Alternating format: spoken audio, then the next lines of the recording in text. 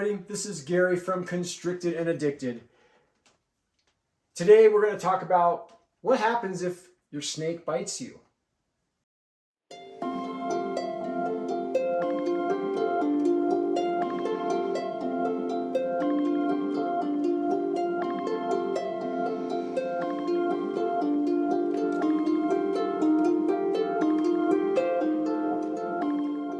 The other day I went to go get Cora out and I got her out just like I did any other time. Used my hook. I went in there. She seemed very good to get out. And as soon as she was in my hands and I turned my head and she bit me right on my wrist.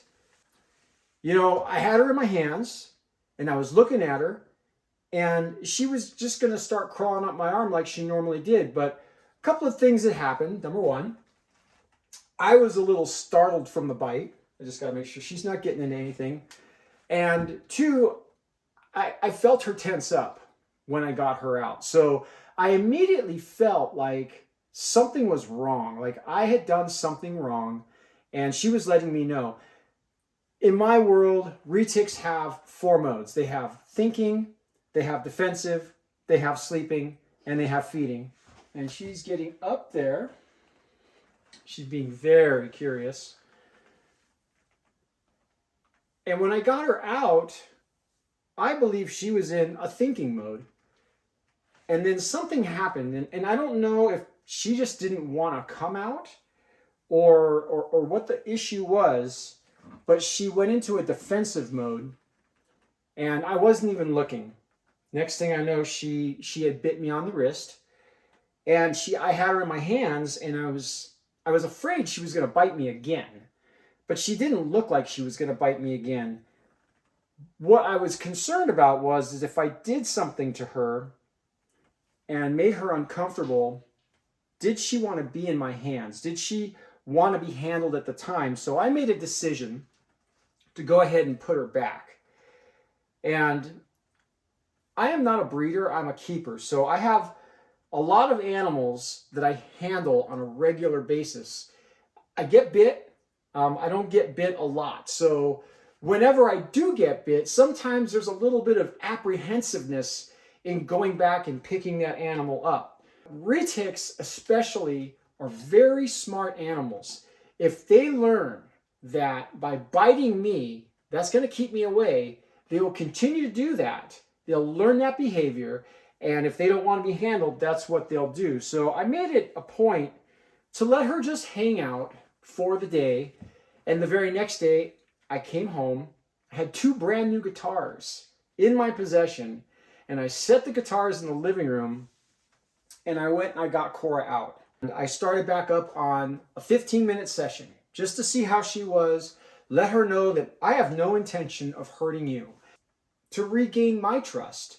That I know that she has no intention of hurting me, that sometimes this kind of thing happens, that, you know, for whatever reason, she may not have been feeling very good. And I picked her up and she was not happy about it. So she let me know. Animals, unfortunately, snakes, they don't have the greatest way of letting us know that, hey, I don't feel like being picked up. I don't feel like, you know, hanging out with you right now.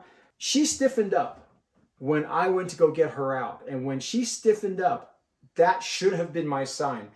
But I decided to continue to get her out. I've still got a little bit of apprehensiveness with her, but I can see the tongue flicks. She's looking really good. She's fine. She's beautiful. I've wanted just to continue to handle her and let her know that, you know, I'm not trying to hurt her. Cora is like my best friend. She is one of the best animals that I have. And when you get bit by one of the what I consider to be one of the best animals I have, I don't want to lose that trust and I don't want to lose that relationship. So I made it a point to spend time with her, read her actions a little more. She is a little stiff right now, but I see the tongue is just flicking away. So I'm sure she's just fine, and she's typically kind of stiff anyways. There could be the weather change. We've had a weather change take place. It went from 115 degrees out here to 75 degrees in less than a week. So that could have had something to do with it as well. It's my responsibility to read this animal so that I know what she's doing, so that I can tell before I get her out, is it a good time to get her out, and have a positive interaction with Cora. She's such a wonderful, wonderful animal. I love her to death. And I wanted to share this because, like I said, I am not a breeder, so I don't get bit by snakes that often. When I do, I don't like it. I don't like being bit. I know there's probably breeders out there that, you know, you get tagged all the time, so it's not a big deal. But these guys are my pets. They just go way beyond anything more than a pet to me. They're family. So I want to make sure that I keep a positive relationship, positive interactions, and of course, positive handling sessions with these animals when I am handling them. But it really posed a question with me is that when you get bit, and I know this is going to be a case-by-case basis, is that do you continue to handle that animal, or do you put the animal away and let her be, or let that animal be? Again, I don't like being bit, and I don't even like it when it looks like I'm going to be bit, obviously. But again, I don't want her to think that by doing that, she's going to get away with something. So I just have to learn how to read her better so that, again, we both can have positive experiences and enjoy each other. So we're going to do a couple of updates on some other snakes and put her back, let her do what she's going to do. We'll go from there.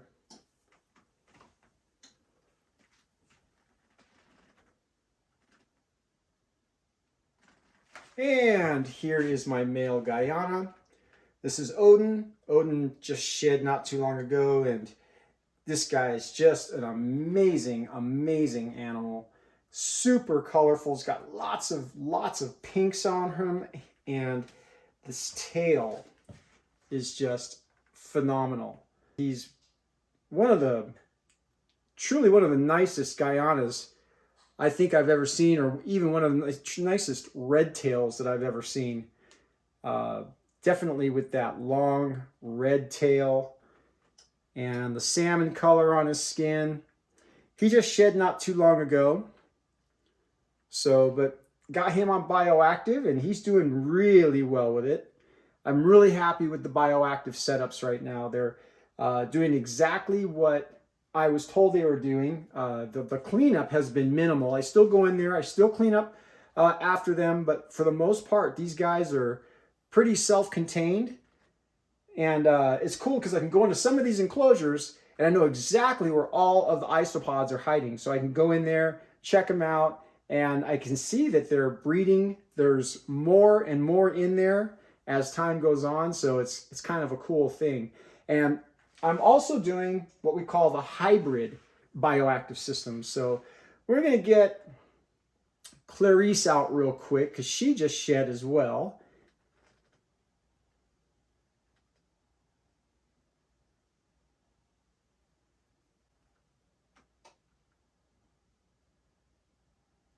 So here's Clarice. She is my 33% Calatoa, 33% Jampea Lavender Albino. And this girl is just amazing. Love her to death. We had reported that putting her into a bioactive enclosure had stopped her from pushing.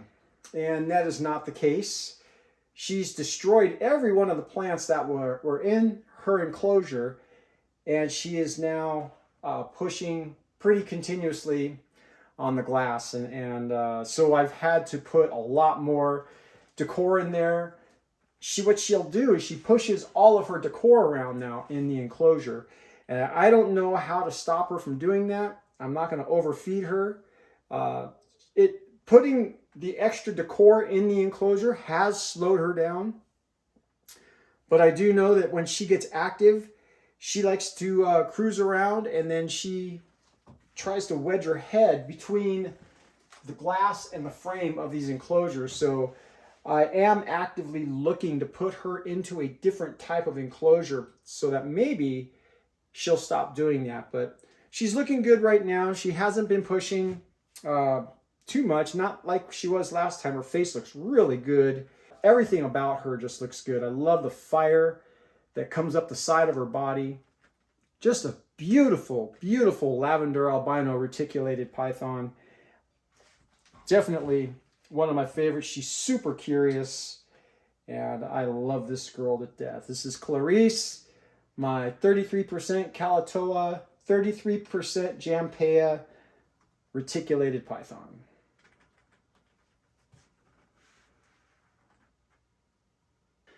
And we'll end today's update with my beautiful, beautiful Hog Island boa, adrestia, who just continues to get massive, massive color. And the hypo in this girl, everything, she gets just lighter and lighter and more salmon to her. Just a beautiful, beautiful animal. Love her.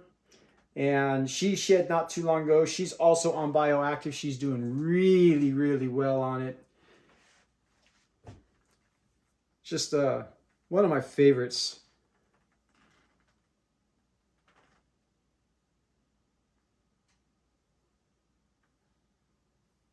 Great example of a Hog Island boa.